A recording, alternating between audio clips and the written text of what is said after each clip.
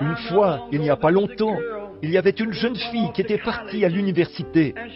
Et c'était une charmante petite fille. Et quand elle est rentrée chez elle, elle a apporté quelques-unes de ses opinions venant de l'université.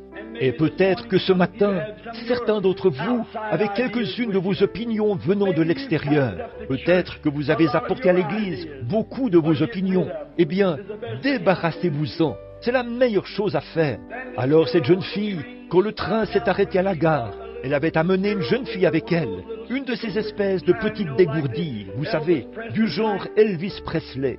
Et quand elle se tenait là, vous savez, à la station de train, sa mère était à l'extérieur. Une vieille femme qui se tenait là, le visage couvert de cicatrices, des petites épaules tombantes, portant une petite robe de calicot, un petit châle sur les épaules. Et cette petite dégourdie qui était avec elle, l'autre fille, a baissé les yeux et a dit, « Eh bien, qui est cette misérable et affreuse vieille loque ?»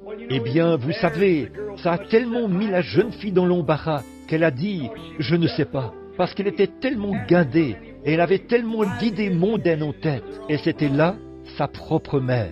Quand elle est descendue du train, la vieille petite maman a couru pour l'entourer de ses bras. Elle a dit, « Oh chérie, que Dieu bénisse ton petit cœur !» Et elle lui a tourné le dos et a commencé à s'éloigner, comme si elle ne la connaissait pas. Elle était gênée, parce que sa mère était tellement laide. Et il s'est trouvé que le conducteur de ce train connaissait l'histoire. Il s'est avancé là, il a posé ses mains sur l'épaule de cette jeune fille. Il l'a fait tourner devant cet auditoire. Il a dit, « Honte à toi, honte à toi !» Il a dit, « J'ai vu l'époque où ta mère était 10 fois plus jolie que toi. » Il a dit, « J'habitais dans le quartier. » Et il a dit, « Tu étais un petit bébé et tu étais à l'étage, dans ton berceau. Et ta mère suspendait des vêtements dans la cour de derrière. » Il a dit, « Tout à coup, l'appareil de chauffage a pris feu et toute la maison s'est embrasée.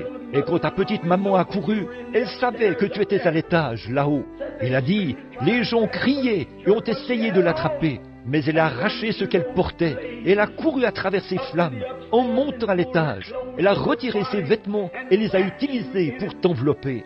Et la voici qui est revenue, sortant des flammes en te portant. Elle s'est évanouie dans la cour avec toi dans ses bras. » Et il a dit, elle a pris ce qui l'aurait protégé et elle t'a protégé. Et il a dit, la raison pour laquelle tu es jolie aujourd'hui, c'est pour cette raison qu'elle est laide.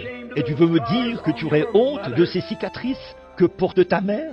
Je pense aujourd'hui, si Jésus porte sa croix tout seul, et le reste du monde vivrait dans l'insouciance, il y a une croix pour chacun, et il y a une croix pour moi. Si Jésus était considéré comme Belzébul par ce monde, on s'est moqué de lui et on l'a méprisé. Il a été pendu à une croix et il a été déshonoré pour moi. Je suis plus qu'heureux de porter l'opprobre de sa sainteté.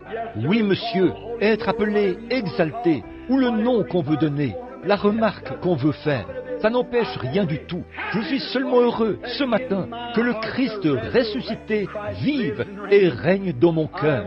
Je suis l'un de ces sujets. J'espère que vous l'êtes aussi.